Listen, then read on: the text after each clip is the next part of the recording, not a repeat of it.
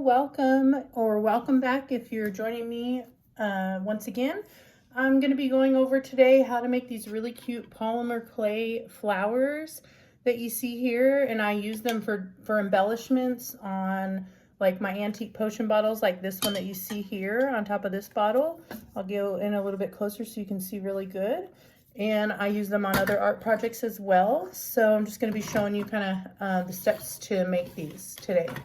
So the first thing that I have here is some Sculpey Bake Shop clay, and I'm going to be using the black and white today, and you can get this for under $1 at Walmart, just under $1. And I just went ahead and cut off a little piece of each one of the black and the white, and I'm just going to take the wrapper off on these. And what I'm going to be doing today is making a black and white kind of dark romance Valentine inspired one, so, or flower. So that's kind of what my design's going to look like, and I might make smaller and bigger ones.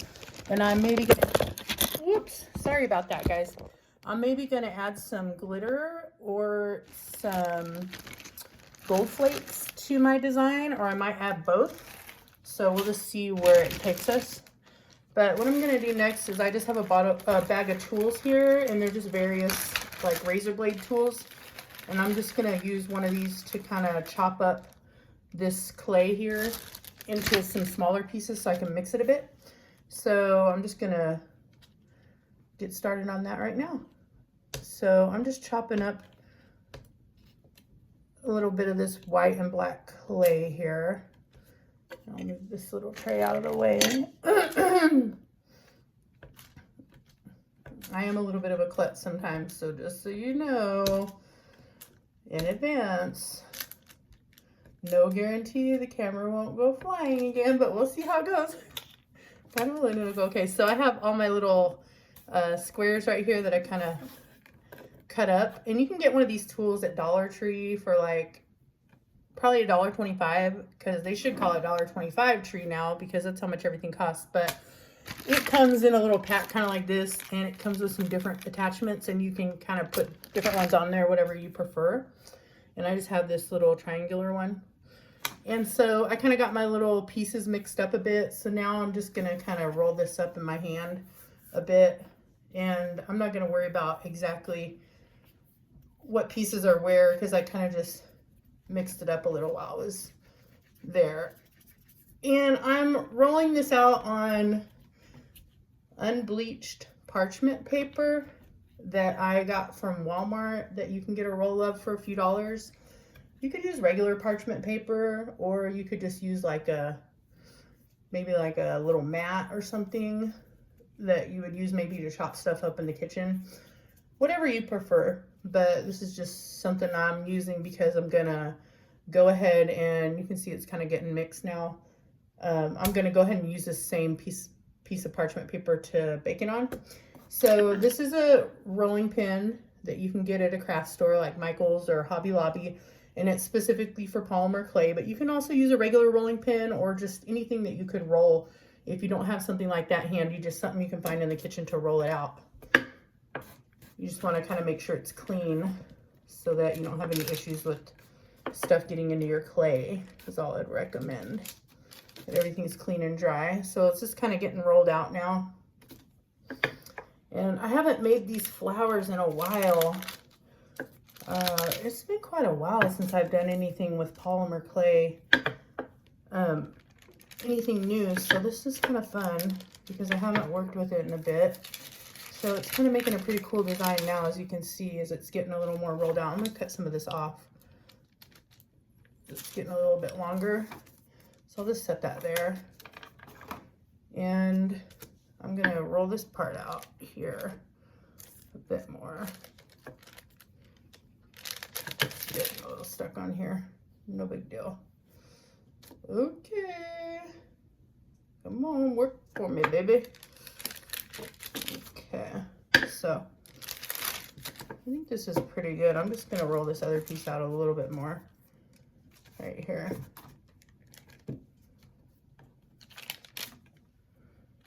That looked kind of funky once I kind of rolled it on top of the other piece, so I don't know how that's going to turn out, but oh well. I'm not going to worry about that right now. Okay, so I have a pretty good piece right here that I'm probably going to mess with and use. The next thing I'm going to do is I'm just going to decide on either one of these paintbrushes. You could use a paintbrush, a pen, a chopstick. I'm going to use one of these paintbrushes, the tip, or like if it's a chopstick, these ones that are kind of round probably work better than the square ones. These ones are a little bit rounded, so that might be a little easier. I mean, the tips aren't exactly both sides rounded, but one side is. So, but I think I'm gonna do, maybe I'm gonna do this size. It's kind of a medium size and it's a paintbrush. So I think I'm gonna do this size. So I'm just gonna get a little clay here and break it off. And I think I'm just gonna form a little, kind of like something that kind of looks like a petal, maybe a little bit. I haven't done this in a while, so we'll see how it goes. I'm just kind of gathering it on the actual paint brush there and just whipping it around a bit. You see how I did that? And then I'm going to get another piece and just kind of do the same thing again. I'm going to go on this other side I didn't cover yet and just bring that around. I meant to add some glitter or some gold flake to this. So I may just do glitter on this one and do it at the end and then do another one with some gold flake. So I got those 2 layers on, and then I just kind of move it up and then add another piece there. So there's that one. That edge is looking kind of funky, so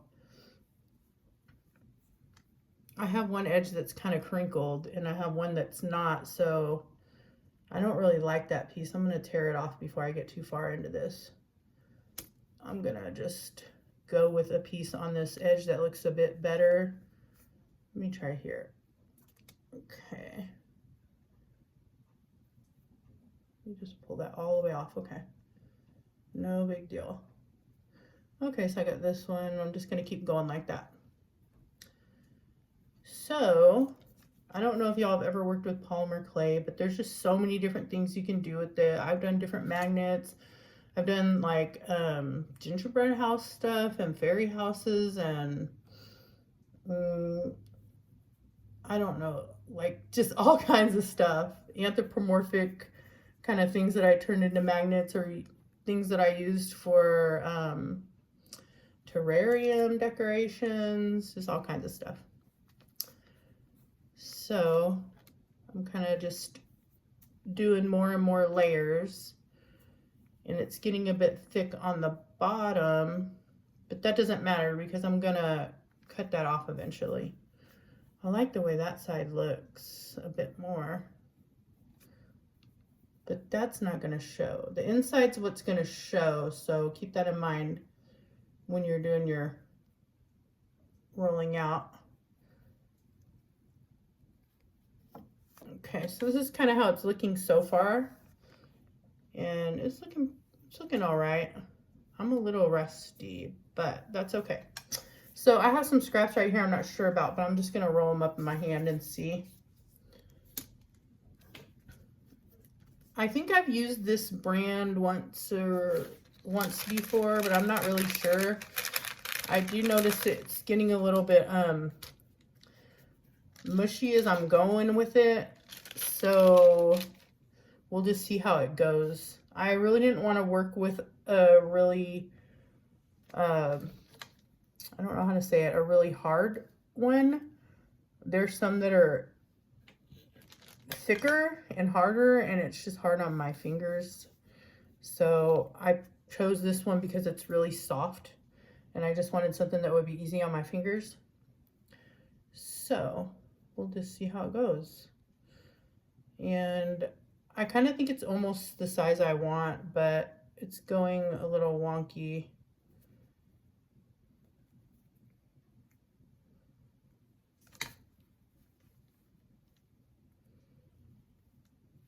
That's kind of how it's looking so far.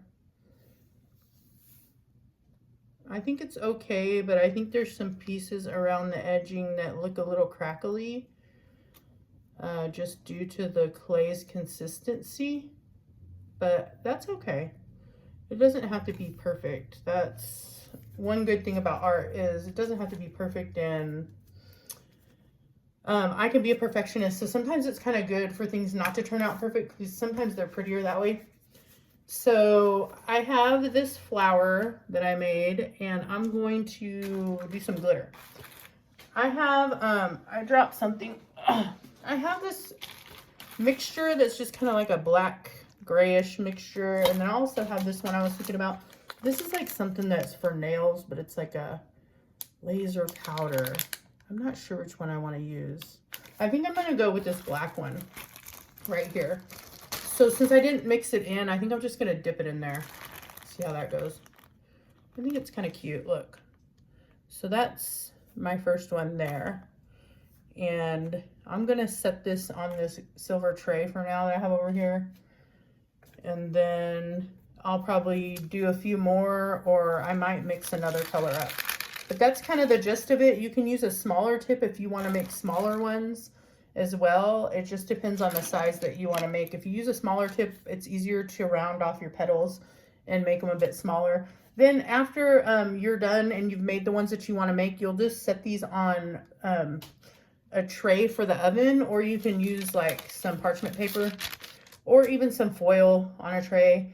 But you just want to make sure it's clean, whatever the surface is you're using. If you've just used it for polymer clay, that's fine. And you're going to bake it. I usually do it at 250 for about 10 to 15 minutes.